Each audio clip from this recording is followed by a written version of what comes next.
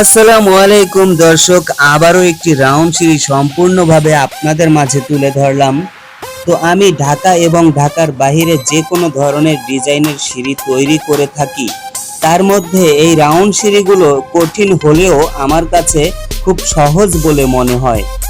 আর একটি বাড়িতে যখন একটি রাউন্ড সিঁড়ি করা হয় তখন সেই বাড়িটি 10 তলা 20 তলা বিল্ডিং এর চেয়েও বেশি সুনাম অর্জন করে।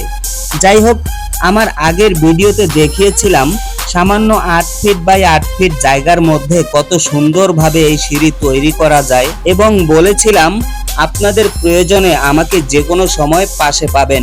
তাই এবার চলে এলাম ভালুকা উপজেলার কালাম চেয়ারম্যান সাহেবের ভাই আবুল হোসেন সাহেবের বাড়িতে। তবে আমি সব সময় ভিডিও করি না, কিন্তু সব ধরনের পরামর্শ এবং আপনার যে কোনো ধরনের ডিজাইনের কাজের জন্য আমাকে সব সময় পাশে পাবেন। আর যদি আমার কাজ এবং আমার কথাগুলো আপনাদের কাছে ভালো লেগে থাকে অবশ্যই ভিডিওটিতে লাইক কমেন্ট শেয়ার করে অন্যকে দেখার সুযোগ করে দেবেন।